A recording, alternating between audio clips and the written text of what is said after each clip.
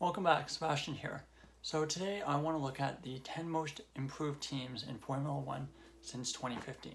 So this basically goes from the start of the turbo hybrid era, not including 2014, all the way up to this year, and looking at which teams have improved the most in qualifying from one year to the next. So to calculate this, I looked at the gap that each team had to pole position from one year to the next in dry qualifying sessions. So imagine one team is half a second off pole at every race in a season, and the next season they get pole every race. Their improvement that second year would be quantified as 0.5 seconds or negative 0.5 seconds. So that's just to give an indication of how I calculated this list. And I'll talk about each team in the top 10, and I will kind of give some notes on why they moved up and improved so much the next year. So starting at number 10 is actually a team from this year, Williams. So of course it's a very small sample size, but compared to 2022, their gap to pole position has decreased by 0.74 seconds. And I think they're one of the strange teams on the list in that I think going into this year, a lot of people thought they'd probably be the slowest car again. They obviously in their offseason they lost their team principal Jos Capito and their technical director FX de Maison. So many people weren't expecting a whole lot from Williams this year. But they've made a pretty pleasant step forward up from the slowest team last year at most races up into the lower midfield, at least from the start of the season so far. Number 9, Lotus in 2015. So Lotus from 2014, where they had a really awful season, to 2015 they improved by 0.762 seconds. And one of the reasons why this possibly happened is because they switched from Renault engines to Mercedes engines, which were the class of the field at the start of the turbo hybrid era. So that probably contributed quite a bit to that increase. Number 8, Haas in 2022. They improved by 0.774 tenths of a second, so around 7.5 tenths of a second. And obviously for Haas, the 2022 regulation changes really helped them, going from a car that in 2021 that they almost did no development work on from 2019-2020. And with two rookie drivers in Mazepin and Schumacher, who are probably not getting the most out of the car in qualifying, to new regulations, whole new development path, as well as bringing in Kevin Magnussen, who was quite good in qualifying last year, probably contributed a bit to that increase in pace. Number 7, 2020 Racing Point. So obviously this car is probably one of the more infamous on the list. It was nicknamed the Racing Point, the pink Mercedes, and it was really Racing Point taking advantage of what was supposed to be the last year of the previous set of technical regulations to build a car that looked very similar on the outside to the 2019 Mercedes. And this really helped them improve a lot from 2019. And they, of course, unfortunately had to use this concept again their first year as Aston Martin, which kind of led to them having a really poor 2021. But nonetheless, in 2020, it led to a quite significant improvement for Racing Point. Number 6, McLaren in 2019. So in 2019, they improved by about 1 second, so negative 1.017 seconds, so about 1 second improvement. And some of the reasons why I think they improved was it was their second year using the Renault engines. So in from 2015 and 2017, they had the infamous Maconda partnership. 2018 was the first year with the Renault engine. However, it was decided incredibly late to use the Renault engine for 2018. So I think that really hurt the 2018 car. The 2019 regulation changes where they basically simplified the front wings and I think made the rear wings a bit bigger, I think maybe helped them as well. So those are probably factors that contributed to the McLaren improving quite a bit in 2019. Number 5, Renault in 2017. So in 2017, Renault improved by 1.043 seconds compared to 2016. And if you don't know, so basically the team that was Lotus that I talked about just a couple minutes ago, they had a lot of financial issues going from 2011, 2012 all the way up till 2015. And basically in 2015, they had basically gone bankrupt and they had very little cash to spend developing the 2016 car. Very late in the season, they were bought by Renault in December 2015. So after the 2015 season had ended, they were bought by Renault, and they basically had to go from the Mercedes engine that they'd used in 2015 back to a Renault engine in 2016. And on top of that, they probably had a very underdeveloped car because of the financial issues that Lotus had. So that contributed. So in 2017, when they basically had a full year of Renault money to put into the car, they improved quite a bit. And I think also having Hulkenberg in the team improved their qualifying form quite a bit over the lineup of Magnussen and Palmer in 2016.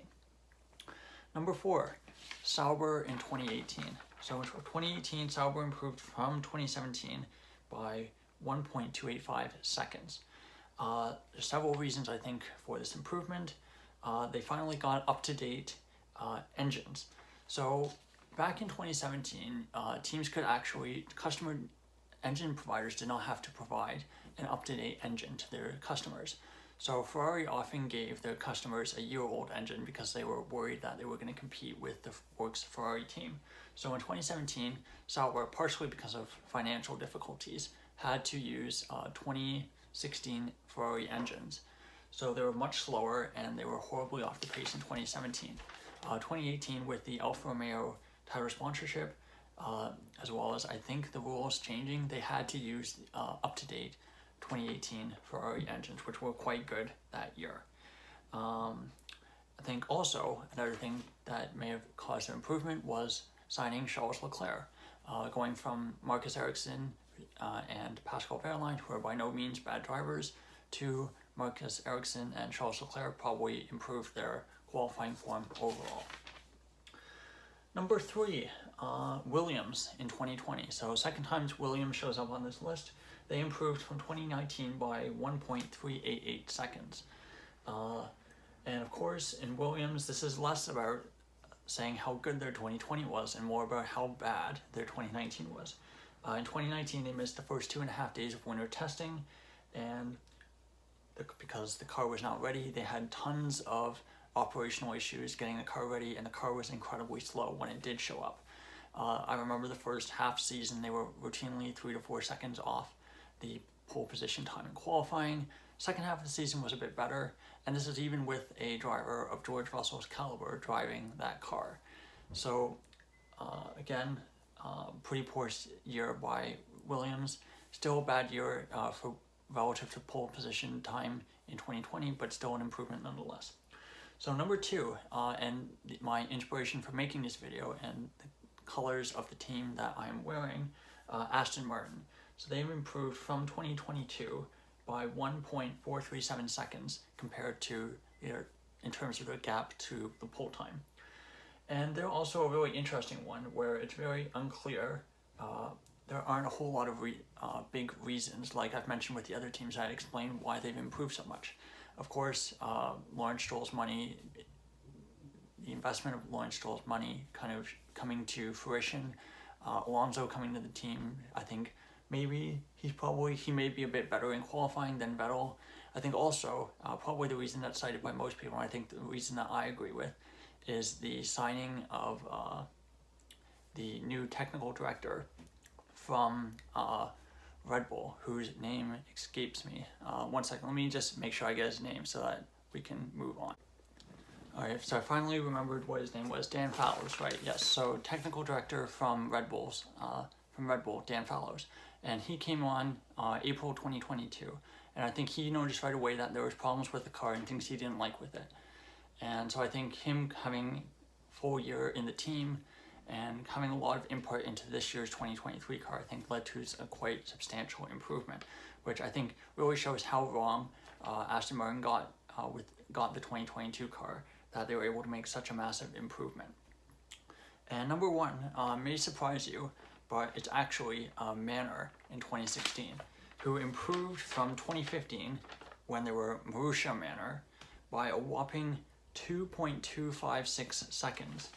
And there's a whole lot of reasons why this happened. So I'll start going into the details. So the team collapsed. Marussia team collapsed in November 2014, and so they were stuck with.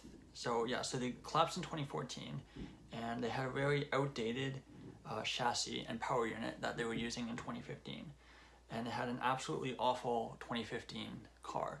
Having two drivers in Will Stevens and Roberto Meri probably didn't help either.